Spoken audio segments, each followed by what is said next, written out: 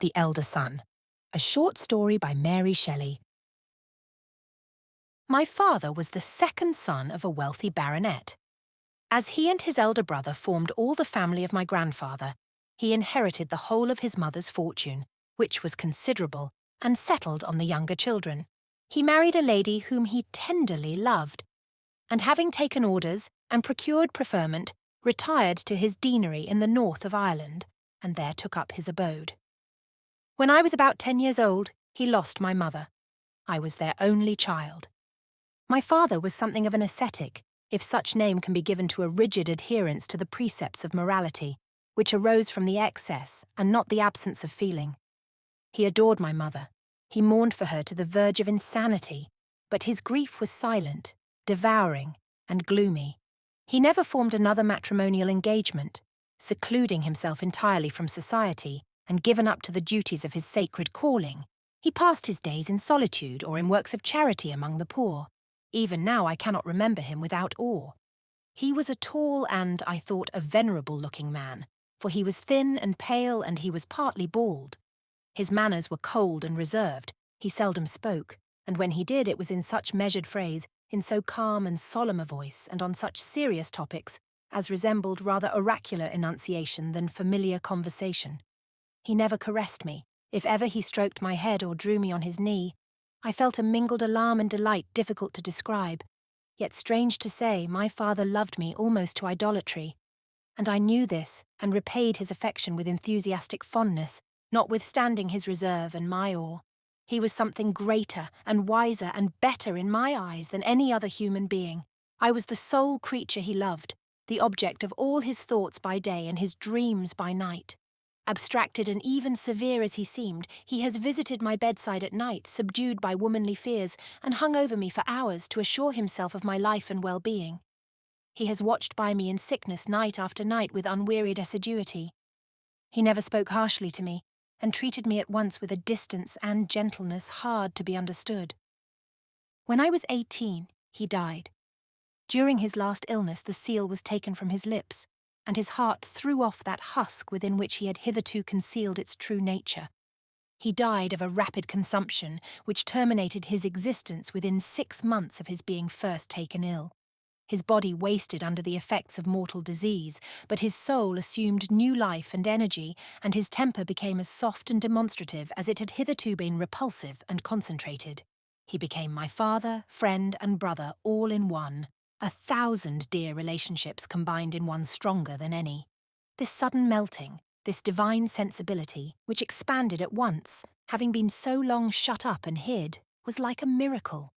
It fascinated and entranced me. I could not believe that I was about to lose him at the moment when we discovered each other's worth. I mean by that expression, as regards myself, all the happiness that he derived from the truth and vivacity of my filial affection. It were vain to attempt to refer even to our conversations. The sublime morality he inculcated, the tenderness and charity of his expressions, the overflowing and melting eloquence with which he talked of the affections of this world, and his aspirations after a better. He died suddenly at last, as I was playing to him a simple air my mother loved. It was a moment of horror, yet of solemn and pious resignation. His soul had sought its native heaven and congenial companion, might it be blessed. Yet I had lost him, and grief immeasurable was the result. The impression of the misery I suffered can never be entirely worn from my mind. I often wonder my heart did not break with the violence of my sorrow. I had been brought up at the deanery, apart from all acquaintances. I had had a governess, a most worthy woman, who married just before my father was taken ill, and who kindly came to me when all was over, to endeavour to console the inconsolable. One of my father's objects in life had been to accumulate a fortune for me, not for the sake of placing me in the dangerous situation of an heiress, but to render me independent. It thus happened that by his ever-lamented death, I inherited considerable wealth. His own fortune, my mother's, and his savings, formed the sum of £50,000. He left me under the guardianship of his elder brother, Sir Richard Grey, with only one restriction, that I was not to marry, even with my uncle's consent, till I was 21. He wished thus to secure me freedom of choice and time for deliberation. To this sagacious clause I owe the happiness of my life. As soon as my health and the first agony of my grief would permit, I left the deanery. My kind governess accompanied me to Dublin, and Sir Richard Grey came hither himself to fetch me and to carry me to his seat in England. I was beyond measure surprised when I saw my uncle. He was a year older than my father, my venerable father, and he looked in comparison a boy. He was indeed under 50 and had at first sight a juvenility of aspect quite astonishing. On examination, the traces of years and care became perceptible, and there was a haggardness in his face which contrasted strangely with its expression of thoughtlessness. No one could be kinder than he was to me, and yet his very kindness was revolting from the contrast he formed with my lost parent. The world, society, and pleasure occupied his time and thoughts. Solitude and misery were synonymous terms with him, and he called everything solitude that did not include the idea of a crowd. He rattled away during our journey, thinking his anecdotes and good stories would enliven me. He was so sorry that it was not the season that I could go to London. He would have invited his daughter, Lady Hythe, to his seat, that he might arrange a party to enliven it for me. But she was on the continent, and his other married daughter was resident in Scotland. What was to be done? He had engagements himself during the shooting season at various gentlemen's houses, and I should be moped to death at Beech Grove. This account of the seclusion of my retreat was all my comfort. I declared that nothing should induce me to go into society for several years. He stared and then smiled, and in his usual caressing, gallant manner said, I should do as I liked. He would never contradict me in anything. He only hoped that he should be always able to please and gratify me. My uncle's story is soon told. He married very early in life a girl of inferior rank. His relations were exceedingly enraged and discarded him. His father died, and his grandfather, fearing that he would sell his expectations and squander the whole property, offered him a large immediate income, upon condition that he would entail the estate upon his eldest son. He consented. A few years after, his grandfather died, and he came into the titles and estate. The new Lady Grey made herself many friends from the extreme propriety of her conduct. They had a large family but lost many children, and she died in childbed of her youngest. 5 only survived. The eldest son was abroad. 2 daughters were well married, and the youngest, a girl of only 12 years of age, lived with her governess at the family seat at Hampshire. Sir Richard talked kindly of his children, but chiefly of his eldest son, against whom, therefore, I conceived a prejudice, because, from his father's description, I considered him dissipated and worthless. Such, indeed, was my uncle, but I did not dislike him, for by the charm of manner he vanquished aversion, and I transferred to his favourite son the disapprobation he had at first excited. I was glad to hear that my cousin was at Vienna, and that I was not likely to see him. We arrived at Beech Grove on the 29th of August. It was a fine summer day, and the country in all its glory. The house was spacious and elegant, and situated in an extensive park, laid out with infinite taste and kept up with extreme care. All looked so gay and smiling, so unlike the sombre scenes I had left on the shores of the dark northern ocean, that I contemplated my new abode with distaste. Such is the force of habit. My uncle had expected that I should be enchanted with the novel beauty of an English park and mansion, and was disappointed at my languid praise. There were no rocks, no sea, no extensive moors. Groves of beech, a river threading verdant wooded banks, a variety of upland and valley, glade and copse, did not command my admiration. So true it is that we seldom admire that which is absolutely new. A few months totally altered this first impression. The cheerfulness of the scene imperceptibly acted on my spirits. I became reconciled to its, to a certain degree, tameness, and learnt at last to love its refined and elegant beauty. Sir Richard talked of visiting and company. He would have called his neighbours round us, and forced me to accept invitations at the various houses where, in the shooting season, were assembled large parties of the rich and gay. I earnestly assured him that my depressed spirits and deep-rooted sorrow needed tranquillity, that the seclusion which his house promised was its principal attraction, that I was most happy to be alone. He could not believe my assertions. It hurt his feelings to leave me in this desert. He actually delayed his departure for 2 days, not liking to quit me. At last he went, and speedily, in the pursuit of pleasure, forgot my existence. I was not absolutely alone in his house. My cousin Marianne inhabited it with me. She was a pretty, agreeable girl of 12 years of age, and we got on very well together. I had recourse to her society when overweary of thought, and she was so young that I could leave her and betake myself to my mournful, lonely reveries whenever I liked, without ceremony. I had not been at Beech Grove more than a week, when late one afternoon, on returning from a drive, we distinguished lights in the dining room. "Can it be my brother?" cried Marianne. "Can Clinton have arrived?" "I hope not," I said. "Oh, do not say so," replied the little girl. "You would love Clinton. He is so lively and dear. Everybody loves him." She scarce waited for the steps to be let down, but jumped from the carriage. She returned to me in a minute with an air of disappointment. "It is only my brother Vernon," she said. "And you do not care about him?" "Oh, yes," she replied. "Vernon is very good and all that, but he's quite different from Clinton. He may stay a month in the house and I not see him twice." The habit of solitude had rendered me a little bashful. I had dined early with my cousin, and the newcomer was at dinner. I went into the drawing-room, therefore, and made her stay with me, and awaited his entrance with some alarm. He soon joined us. As he entered, I was struck with his being the handsomest man I had ever seen. His complexion was a clear olive, his eyes a dark blue, his head small and well-shaped, his figure scarcely above the middle size, but slender and elegant. I expected the courteous manners of my uncle to correspond with the grace of his appearance, but Vernon had no vivacity, no softness. His words were pregnant with meaning, and his eyes flashed fire as he spoke. But his address was abrupt, his conversation pointed and sarcastic, and a disagreeable ironical smile in which he indulged deteriorated greatly from his good looks. Still, he was very handsome, very clever, and very entertaining. One part of Marianne's description, at least, was erroneous. He spent every day and all day with us. He rode or walked with us in the morning, read to us in the evening, conversed as we worked or painted, and did all that a person most sedulous to please could do except turning over the leaves of our music books.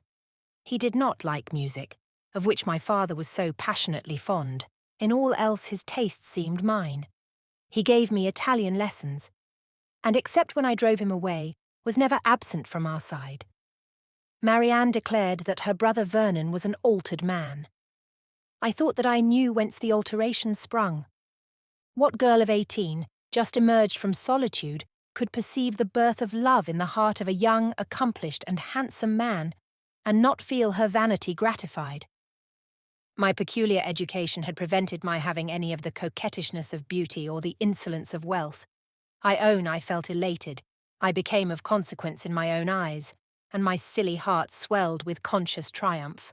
Vernon grew each day more openly devoted to me, more solicitous to please, more flattering and attentive. He advanced with imperceptible steps to the desired bourne, and no impatience of temper disturbed for a moment his progress. Stealthy as a serpent and as wily, he became necessary to my comfort. And I had compromised myself by displaying my vain triumph in my conquest before he betrayed himself by a word. When I found that he sought a return for his love, I was frightened. I discovered that with all his talents and agreeable qualities I scarcely liked him, and certainly could never feel a sentiment more tender than friendship. I reproached myself for my ingratitude. I felt ashamed of my vacillation. He saw my struggles. He was all humility. He did not deserve better. He was satisfied if I would only be a sister to him, pity him, endure his presence. I agreed and reassumed my familiarity and good humour.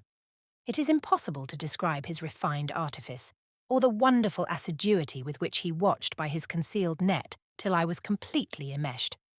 He contrived first that I should consent to listen to him talking of his passion. Then he excited my pity for his sufferings. He was eloquent in describing them and in exalting my merits. He asked for so little. He seemed so humble. But he was importunate, and never gave up the smallest advantage he had once gained. Forgotten by my uncle, unknown and unregarded by the rest of the world, I was delivered over to his machinations. Day after day he renewed them. He discerned and worked upon every weakness of my character, my fear to do wrong, my alarm at the idea of being the occasion of pain, my desire to preserve my integrity without a flaw. These might be termed virtues, but distorted and exaggerated by natural conceit and youthful inexperience, they rendered me a too easy prey. At last he extracted from me a promise to marry him when I should be of age. This pledge seemed the only method left me to prove my delicacy and truth.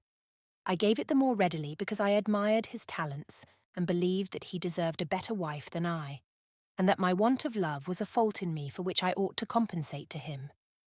With all the rashness and inexperience of my age, I confess that I even tried to conceal my latent aversion, so that when, after having obtained my promise, he went away for a week, I willingly assented to his request that I should correspond with him, and my letters were full of affection.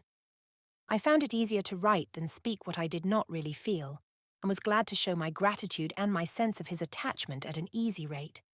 At the same time, I consented to keep our engagement secret, that thus I might have an excuse for preserving the reserve of my conduct. I took advantage of this wish on his part to insist on his leaving me for a time. I was glad when he went, yet mortified at the readiness of his obedience. I must not be unjust. Vernon had many faults, but coldness of feeling was not among them.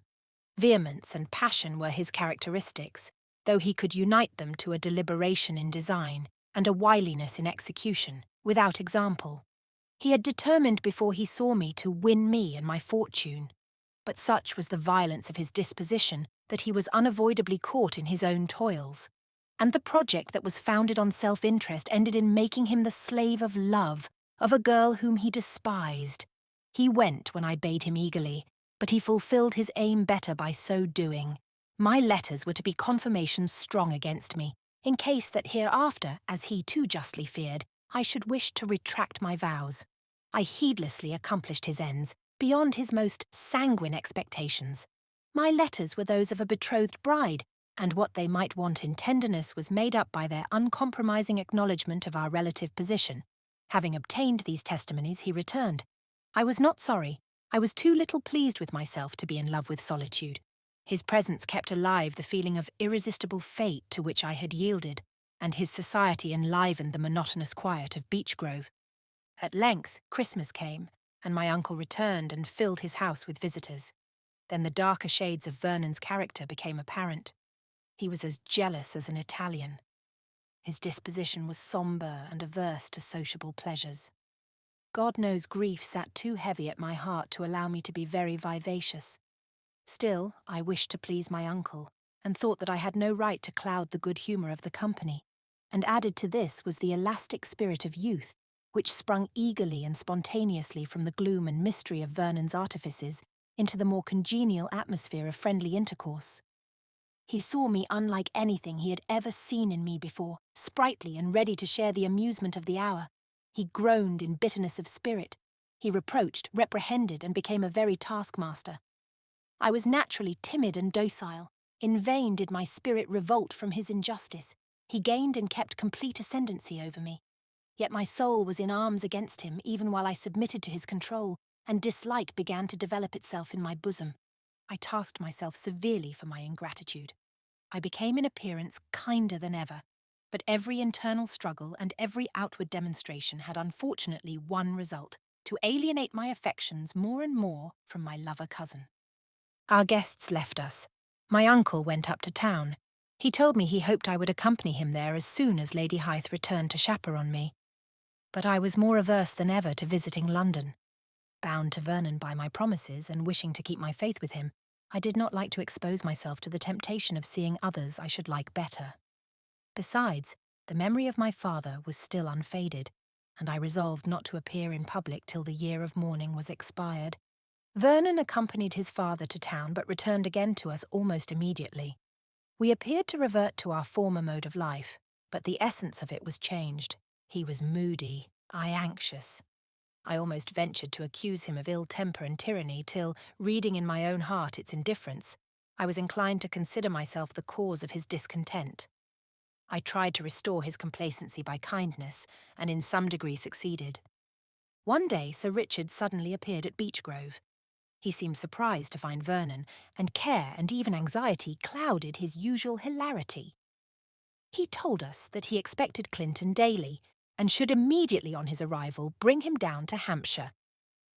"To celebrate my birthday?" asked Vernon with a sardonic smile. "I am of age on Friday."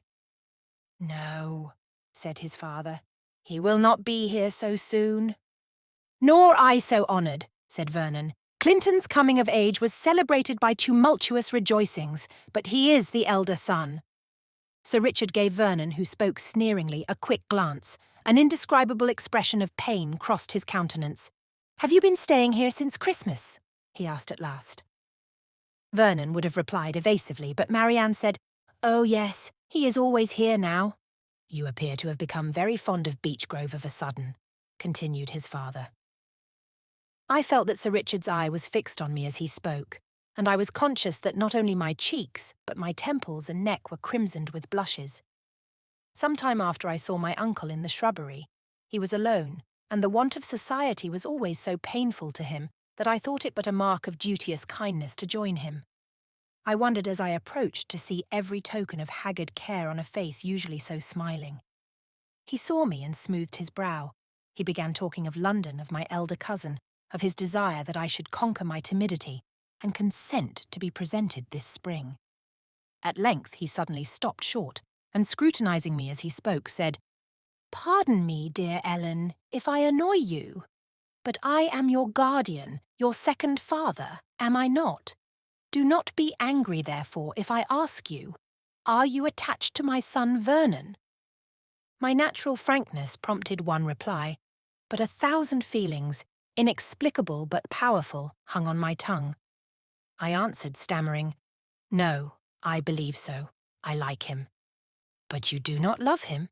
"What a question, dear uncle," I replied, covered with confusion. "Is it even so?" cried Sir Richard. "And is he to succeed in all?" "You mistake," I said, for I had a horror of confessing an attachment which after all I did not feel, and so of making our engagement more binding. But I blushed deeply as I spoke, and my uncle looked incredulous and said, "Yet it would make you very unhappy if he married another." "Oh no," I cried. "He has my free leave. I should wish him joy with all my heart." The idea, the hope that he was playing me false and might release me from my trammels, darted through my mind with a quick thrill of delight. Sir Richard saw that I was in earnest, and his countenance cleared. "What a strange thing is maiden coyness," he observed. "You blushed so prettily, Ellen, that I could have sworn you had given your heart to Vernon. But I see I was mistaken. I am glad of it, for he would not suit you." No more was said, but I felt conscience-stricken and miserable. I had deceived my uncle, and yet I had not. I had declared that I did not love him to whom I had pledged my hand, and the whole was a mystery and an entanglement that degraded me in my own eyes. I longed to make a full confession, yet then all would be over. We should both be inextricably bound. As it was, some caprice might cause Vernon to transfer his affection to another, and I could give him entire freedom, without any human being knowing how foolishly I had acted. We had no guests at dinner. Sir Richard was to leave us early the next morning. After dinner I speedily retired to the drawing-room, leaving father and son together. They remained 2 hours.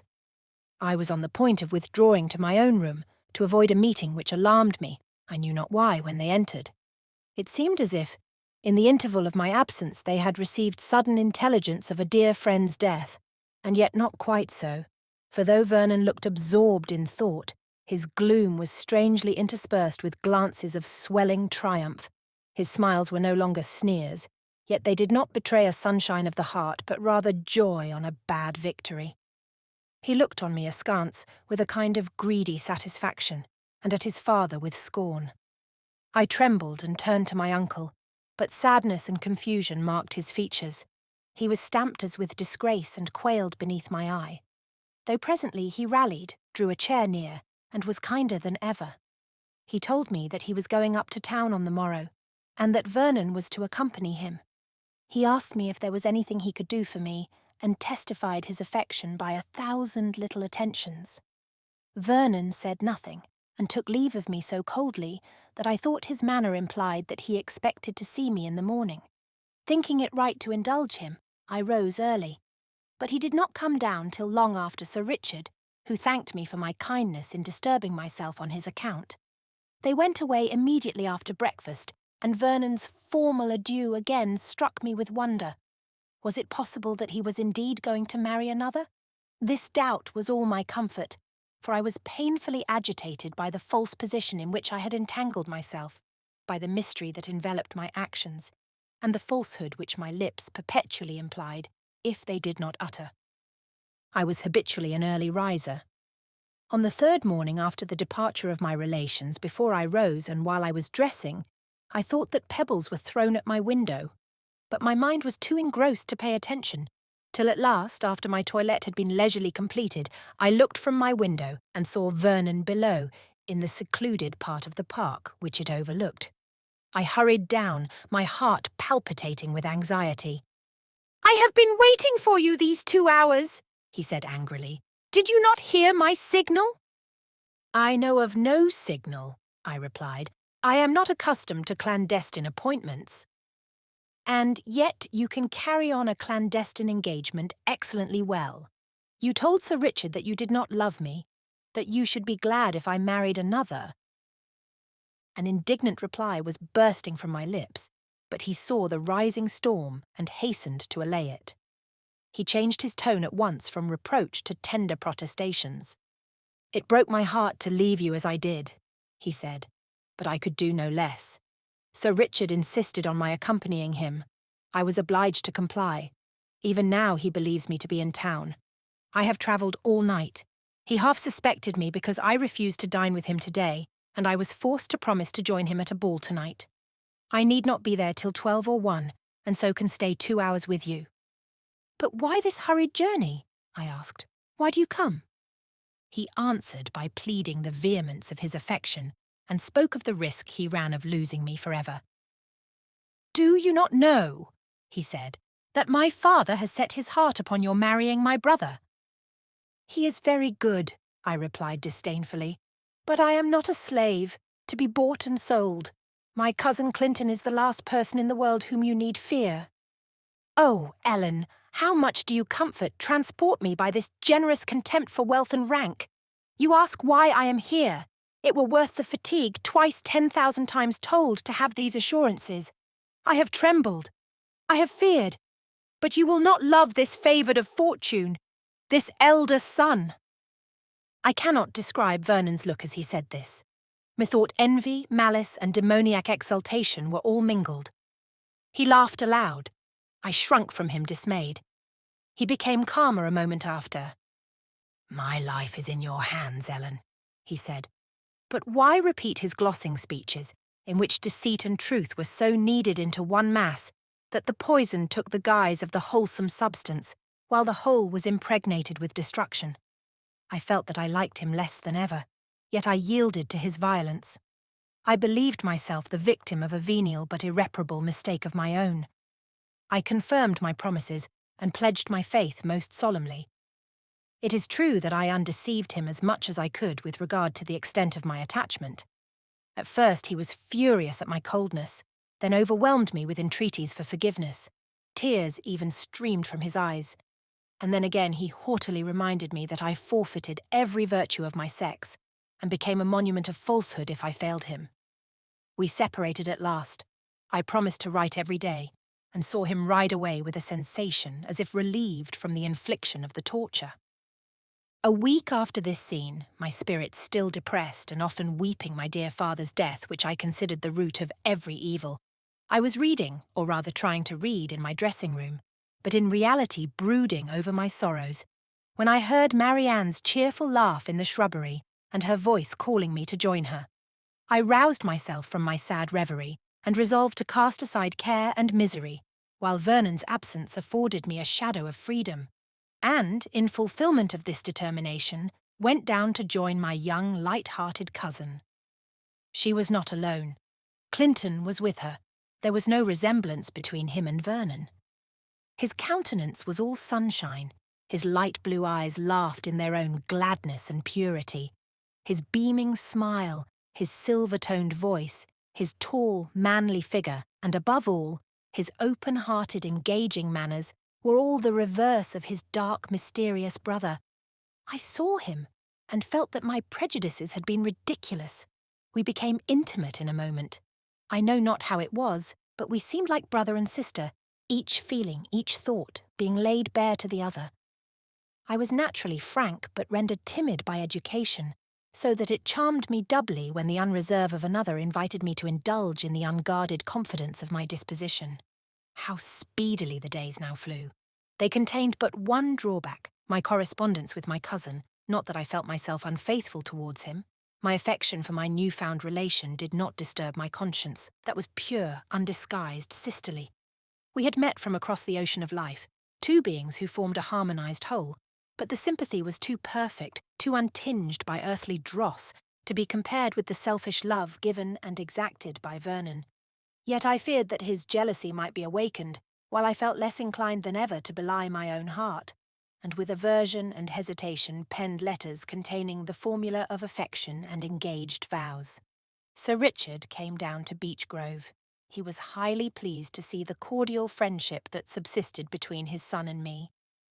"Did I not tell you that you would like him?" he said. "Everyone must," I replied. "He is formed to win all hearts."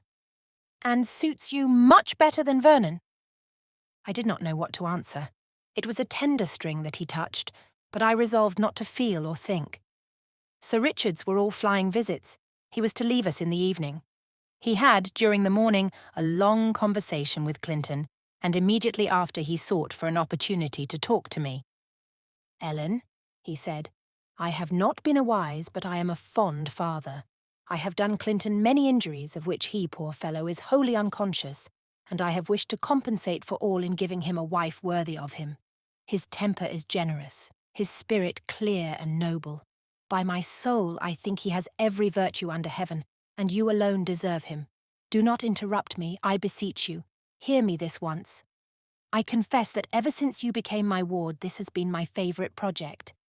There have been several obstacles, but the most serious ones seem to vanish. You have seen each other, and I flatter myself have each discovered and appreciated the good qualities of the other. Is it so, Ellen? I know not whence my fears arise, and yet they intrude themselves. I fear, while I have been endeavouring to secure my boy's happiness, I may have been adding to the ruin already heaped on his head by my means. I have talked with him today. He has no disguise in his nature, and he avows that he loves you. I know that this confession would come better from himself, but your fortune, your beauty, make him fear to be misinterpreted. Do not mistake. He is wholly unaware of my intention of speaking to you. I see your distress, dear Ellen. Have patience but for one word more. Do not trifle with Clinton's feelings as sometimes. Forgive me. It has appeared to me that you have trifled with Vernon's. Do not foster hopes not to be fulfilled. Be frank, be honest, despite the bashfulness and coquetry of your sex." After these words, fearful of having offended, overcome by more agitation than I could have imagined him capable of feeling, my uncle drew me towards him, pressed me convulsively to his bosom, and then rushed from the room. I cannot describe the state in which he left me. A spasm of pain passed through my frame. I became sick and faint, till a flood of tears relieved my bursting heart. I wept long. I sobbed in agony. I felt the veriest wretch that ever trod the earth. My uncle had rent the veil that concealed me from myself. I loved Clinton. He was the whole world to me, all the world of light and joy, and I had shut myself out from him for ever. And he also was my victim. I beheld his dear face beaming with hope. I heard his thrilling voice harmonized by love, and saw the fearless cordiality of his manners, which bespoke his confidence in my sympathy, while I knew that I held a poisoned dagger which I was about to plunge into his heart.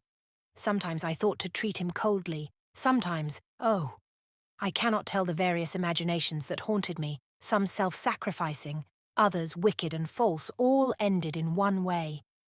My uncle departed. We were left together, our full hearts beating to respond to each other without any division or reserve. I felt that every moment might cause Clinton to open his soul to me and to seek in mine for a feeling too truly and too fondly alive there, but which was sinful and fatal to both. To prevent his confession, my own preceded it. I revealed to him my engagement to Vernon and declared my resolve not to swerve from my faith. He commended me. I saw despair at losing me painted in his countenance, mingled with horror at supplanting his brother, and alarm that he, the elder born, gifted by fortune with every blessing, should be suspected of the intention of stealing the sole remaining good, which Vernon had won by his diligence, perhaps by his deserts. Forbid it, Heaven! I saw in the clear mirror of his expressive countenance the struggle of passion and principle, and the triumph of honour and virtue exalted over the truest love that ever warmed man's breast. Our gaiety was flown, our laughter stilled. We talked sadly and seriously together, neither lamenting our fate nor acknowledging our sufferings, tamed to endurance and consoling each other by such demonstrations of affection as were permitted to our near relationship. We read clearly each other's hearts and supported each other in the joint sacrifice, and this without any direct acknowledgement. Clinton talked of returning to the continent. I of my seclusion and tranquillity at Beech Grove. The time was distant. 2 years was an eternity at our age, before Vernon could claim my hand, and we did not advert to that fatal consummation. We gave up each other, and that single misery sufficed without a more cruel addition. I was calm, pale, and tearless. I had brought it all on myself, and must submit. I could not cast aside the younger son to select the elder, and if in my secret thoughts I cherished a hope to induce Vernon to forgo his claims, that very circumstance would the more entirely divide me from Clinton. As my brother-in-law, I might see him. In some sort our fortunes were shared. But as a rival to Vernon, a stream of blood separated us forever. The hours of sad sympathy which we passed were very dear to us. We knew that they were brief. Clinton had fixed the day and hour of his departure. Each moment it drew nearer. We should never meet again till after my marriage, but till the hour of separation for 2 short days, we were all in all to each other, despite the wall of adamant which was raised between us. We tried each to pretend to think and talk of indifferent subjects, and we never spoke of that nearest our hearts. But how superfluous are words as interpreters between lovers.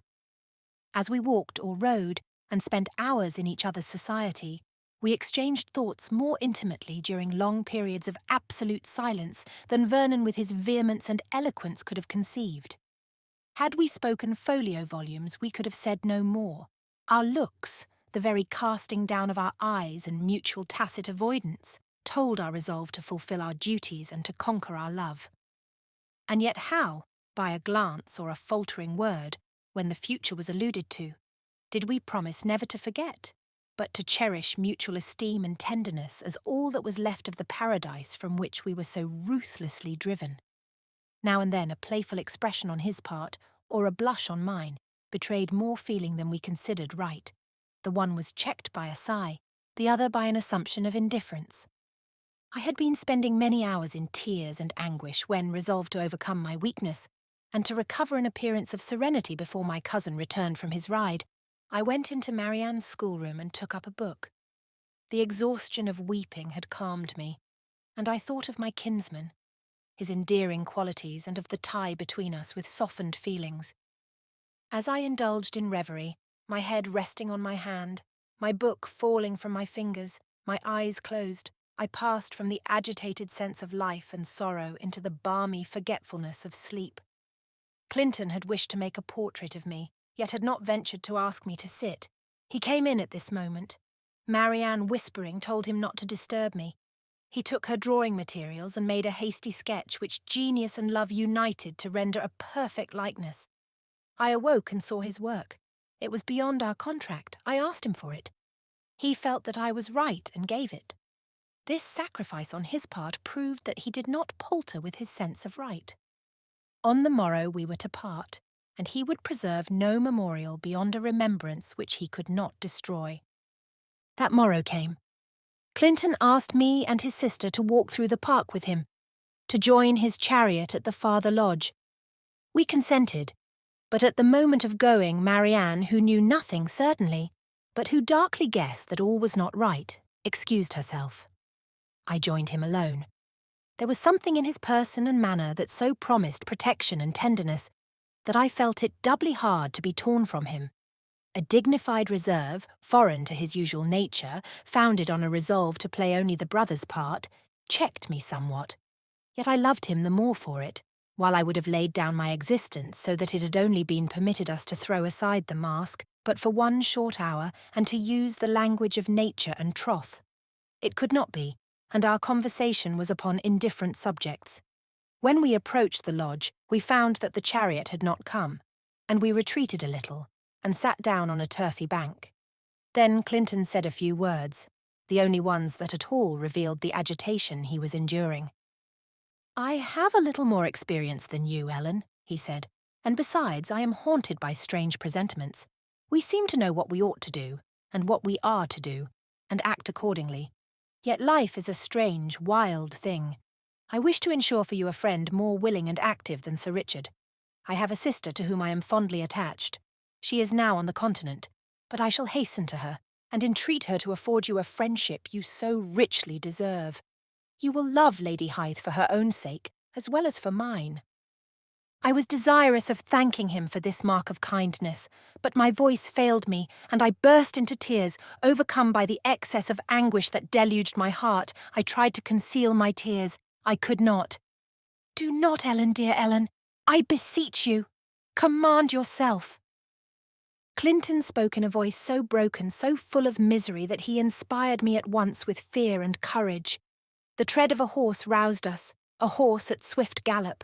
I raised my eyes and uttered a shriek, for reining in the animal with a sudden strong pull, Vernon halted close to us. The most violent passions convulsed his countenance. He threw himself from the horse and, casting the bridle from him, came up. What he meant to say or do I cannot tell, perhaps to conceal the workings of his heart, and the quick departure of Clinton would have smoothed all. But I saw the barrel of a pistol peep from the pocket of his coat. I was seized with terror. I shrieked aloud. Clinton, terrified at my alarm, would have supported me, but Vernon pushed him rudely away. "Dare not to approach or touch her as you value your life," he cried. "My life? You talk idly, Vernon. I value her security. One moment of peace to her, far more." "You confess it," exclaimed Vernon. "And you too, false and treacherous girl. Ha! Did you think to betray me and be unpunished? Do you think, if I so chose it, that I would not force you to look on till the blood of one of the brothers flowed at your feet? But there are other punishments in store for you." The expressions of menace used towards myself restored my courage, and I exclaimed, "Beware that you do not break the tie that binds us, at least that bound us a moment ago. Perhaps it is already broken." "Doubtless," he cried, grinding his teeth with rage. "It is broken, and a new one created to bind you to the elder son. Oh, yes. You would fain cast aside the poor, miserable beggar who has vainly fawned on you and madly loved. You would take the rich, the honourable and honoured Sir Clinton. Base, hollow-hearted fool." "Vernon," said Clinton, "whatever your claims are on our cousin, I cannot stand by and see her insulted. You forget yourself." "The forgetfulness, sir, is on your part. Proud in your seniority to rival your brother, to drive him from his all, has been a May game for you. But no, proud fool or villain, take which name you will, your hour is passed by, your reign at an end. Your station is a fiction, your very existence a disgrace." Clinton and I both began to think that Vernon was really mad, a suspicion confirmed by his violent gestures. We looked at each other in alarm. "Stay!" exclaimed the infuriated man, seizing my arm with a fierce grasp, while, fearful to induce Clinton's interference, I yielded. "Stay, and listen to what your lover is, or shall I wound your delicate ears? There are soft phrases and silken words to adorn that refuse of the world. A bastard!" "Vernon, dare not! Beware, sir, and begone!" Clinton's face crimsoned. His voice, his majestic indignation, almost forced the ruffian to quail. He threw my arm from him. "Take him, fair Ellen. It is true you take what I say. A natural son. Do you think that my information is not correct? Ask our father, for he is yours, Clinton, and our mother is the same. You are the firstborn of Richard Grey and Matilda Towers. but I am the eldest son of Mr. and Mrs. Grey. It could not have been that Vernon would have acted this cowardly and foolish part had he not been driven by a kind of madness. In truth, Sir Richard had, to quench his hopes for ever with that carelessness of truth, his fatal propensity, affirmed that Clinton and I were acknowledged lovers, and he came goaded by worse than jealousy, by a spirit of hatred and revenge. Seeing us together, obviously engaged by the most engrossing feelings, his temper, which had been worked into fury during his journey, burst forth beyond the bounds he had prescribed for himself. I have called him a serpent, and such he was in every respect. He could crawl and coil and hide his wily advance, but he could erect his crest, dart out his forked tongue, and infix the deadly venom, when roused as he now was. Clinton turned alternately pale and red. "Be it as you will," he said. "My fortunes and yours are of slight moment in comparison to Ellen's safety. If there is any truth in this tale of yours, there will be time enough to discover it and to act upon it. Meanwhile, dear cousin, I see they have brought my chariot to the lodge. You cannot walk home. Get into it. It will drive you to the house and come back for me." I looked at him inquiringly. "Do not fear to be deserted by me," he said, "or that I shall do anything rashly. Vernon must accompany me to town, to our father's presence, there to expiate this foul calumny, or to prove it. Be assured he shall not approach you without your leave. I will watch over him and guard you." Clinton spoke aloud, and Vernon became aware that he must yield to this arrangement, and satisfied that he had divided us. Clinton led me to his carriage. "You will hear soon from some one of us, Ellen," he said, "and let me implore you to be patient, to take care of yourself, to fear nothing. I can make no remark, affirm, deny nothing now, but you shall not be kept in suspense. Promise me to be patient and calm." "And do you?" I said at last, commanding my trembling voice. "Promise not to be rash, and promise not to leave England without seeing me again."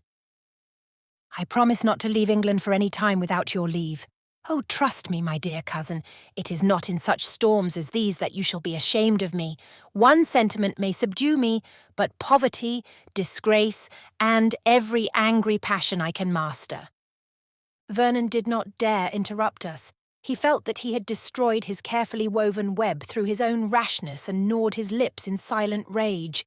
I looked at him once and turned away my eyes in contempt. I got into the chariot, it drove me to the house, and went back to take Clinton up to town.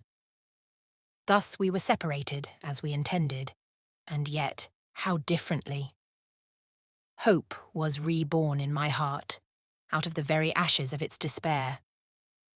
2 mortal days passed, and I was still in my solitude, receiving no intelligence except indeed such as was contained in a letter from Vernon. In this he demanded me as a right, and fiercely insisted that I should keep my faith with him, but he did not allude to the scene in the park, nor to his strange assertions there. I threw the letter from me as unworthy of notice or thought. The 3rd morning brought me one from my uncle. I tore it open with uncontrollable impatience. These were the contents.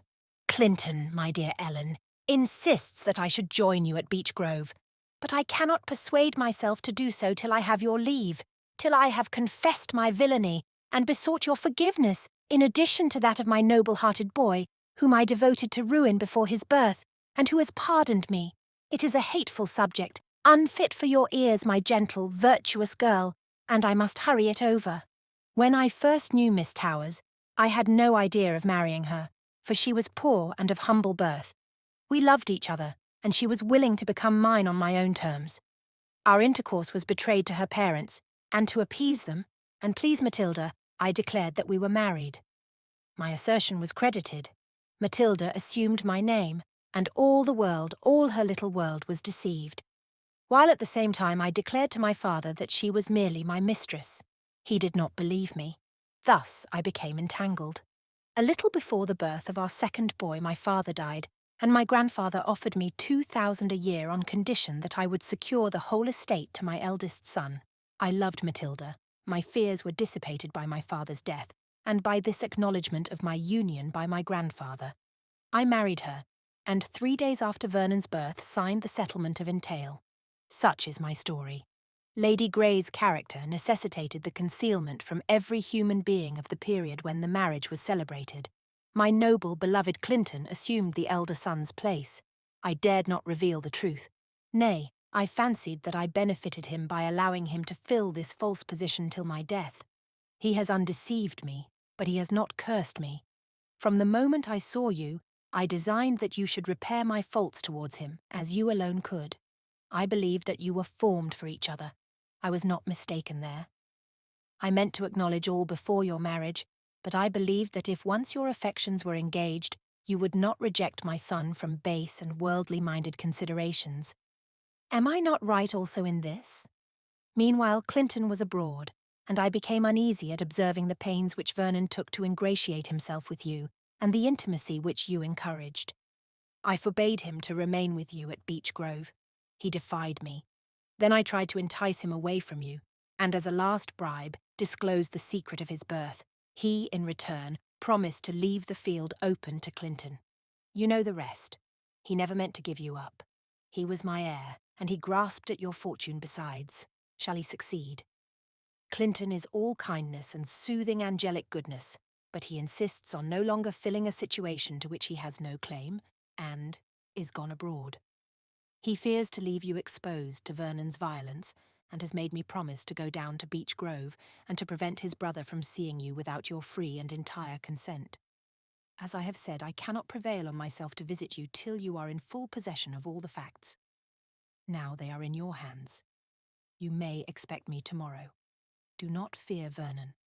I will take care that he shall not commit further outrage on you, nor injure the interest which I fondly trust that you preserve for my godlike, my beloved Clinton. I read and reread this letter 1,000 times. My soul was in tumults. At first I could only think of the facts that it contained, and proudly and joyfully determined to compensate to Clinton as I believed I could for every evil. And then again I read the letter, and many parts of it filled me with wonder and dismay. Clinton was gone abroad, against his promise, without a word, and there was something so indelicate in the way in which my uncle espoused his cause.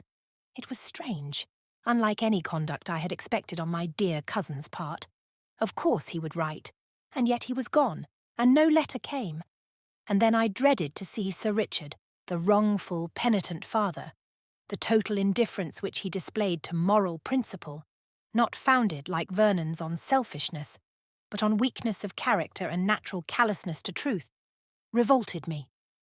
Where was my own dear father? He had thrown me from the sacred shelter of his virtue into a system of dissimulation and guilt, which even Clinton, I thought, deserting me as he did not redeem. I struggled with these feelings, but their justice confounded and overcame me. Yet, even in the midst of these disquieting reflections, a deep sense of happiness pervaded my soul. The mystery, the tyranny which had enveloped me was brushed away like a spider's web. I was free. I might follow the dictates of my feelings, and it was no longer sin to love him to whom my heart was irrevocably given. The hours of the day flew on, while I lived as in a dream, absorbed by wonder, hope, doubt, and joy. At length, at 6 in the evening, a carriage drove up the avenue. A kind of terror at the expectation of seeing my uncle seized me, and I retreated hastily to my own room, gasping for breath. In a few minutes my servant tapped at my door. She told me that it was Lady Hythe who had arrived, and delivered me a letter. The letter was from Clinton. It was dated the same day in London. I pressed it passionately to my lips and heart, and devoured its contents with eagerness. At length, dear Ellen, he wrote, I am satisfied. I was long uneasy on your account. I besought my father to go down to you, yet even that did not content me, for you did not so much need protection as sympathy and true disinterested friendship. My thoughts turned towards my earliest and dearest friend, my sister Caroline. She was on the continent. I set out immediately to meet her, to tell everything, and to ask her advice and assistance. Fortune befriended me. I found her at Calais. She is now with you. She is my better self. Her delicacy of character, her accurate judgment and warm heart, joined to her position as a woman, married to the best and most generous fellow breathing, render her the very person to whom I can entrust your happiness. I do not speak of myself. Fortune cannot overcome my spirits, and my way is clear before me. I pity my father and family, but Caroline will explain to you better than I can my views and hopes. Adieu, dear cousin. Heaven bless you as you deserve. Your fortitude, I am sure, has not deserted you, yet I am very anxious to hear that your health has not suffered by my brother's violence. Caroline will write to me and rejoice me by telling me of your well-being. I hurried down immediately to welcome Clinton's sister, and from that moment my perplexities and sorrows vanished. Lady Hythe was a feminine likeness of Clinton, the same active kindness of heart, gentleness of temper, and adorable frankness. We were friends and sisters on the instant, and her true affection repaid me for every suffering, none of which I should have experienced had she been in England on my arrival. Clinton had told her of his love, but left me to reveal my own sentiments, detailing only the artifices and jealousy of Vernon. I was without disguise, for we were all one family, with the same objects, hopes, and pleasures. We went up to town immediately, and there I saw Clinton, and we exchanged our reserved, sad intercourse for a full acknowledgment of every thought and feeling. The only piece of prudence that Sir Richard had practised was placing Clinton in the army and purchasing promotion for him. He was so beloved by his fellow officers that, on the discovery of his unfortunate birth, they all united in giving him the support of their friendship and good opinion. Clinton resolved, therefore, to enter at once on active service and to follow up his profession with energy. 2 years were to elapse before I could marry, and he expressed a wish that we should neither of us consider ourselves under any engagement. How vain are such words! Heaven designed us for each other, and the mere phrase of engagement or freedom could not affect a tie founded on affection, esteem, or, beyond this, the passion that caused us to find happiness in each other only. He went with his regiment to Ireland, and we were a good deal divided during the 2 years that elapsed before I was 21. I continued to reside with Lady Hythe, and enjoyed with her that peace of mind which true friendship affords. At length the day came when I completed my 21st year. Sir Richard had wished to be present at our nuptials, but was unable from ill health. I went to him, and saw him for the first time since the fatal discovery, for on finding that I was happily placed with his daughter, he had carefully avoided seeing me. His character, indeed, was wholly changed. While carrying on a system of dissimulation, he had appeared gay. He was extravagant, given up to pleasure and spending even beyond his large income, despite the ruin in which he knew that his son would be involved on his death. He made him indeed a princely allowance, as if that was to compensate to him, while in fact Clinton was only thus habituated to expense. As soon as the discovery was made, Sir Richard, by one of those inconceivable changes which sometimes occur in the history of human nature, set his heart on saving a fortune for his beloved boy. He thought that I might be fickle. He feared his own death and the loss of power to benefit him. He gave up his establishment in town. He let Beech Grove. He saved every farthing that he could, and was enabled to settle £20,000 on Clinton on the day of our marriage. I went to see him in a little lodging at Camberwell, whither he had retreated. He was emaciated and ill. His eyes brightened a little on seeing Clinton and me together. "I would fain live a little longer," he said, "to increase my son's fortune. But God's will be done. You will make him happy, Ellen." We were inexpressibly shocked. He had concealed his penurious style of life and declining health all this time, and nothing but his illness, and our insisting upon seeing him, caused him to betray it now. Our first care after our marriage was to oblige him to take up his abode with us, and we devoted ourselves to calming his remorse and smoothing his path to the grave. He survived only 4 months, but he had the comfort of knowing that Clinton was satisfied and happy, and that we both from our hearts forgave the errors which he at last expiated so dearly. We never saw Vernon again, nor can I tell what has happened to him, except that he lives the life of the rich in England, apparently attended by prosperity. Lady Hythe stood between me and him, and screened me from his violence and reproaches. He has never married. I have never seen him since the day when, in the park at Beech Grove, he unawares conferred on me every blessing of life, by releasing me from the ties that bound me to him. The happiness of Clinton and myself has been unclouded. I at last persuaded him to give up his profession, and we live principally abroad. Lord and Lady Hythe frequently visit us, and every event of our lives, the unimportant events of domestic life, tends to increase our prosperity and the entire affection we cherish for each other.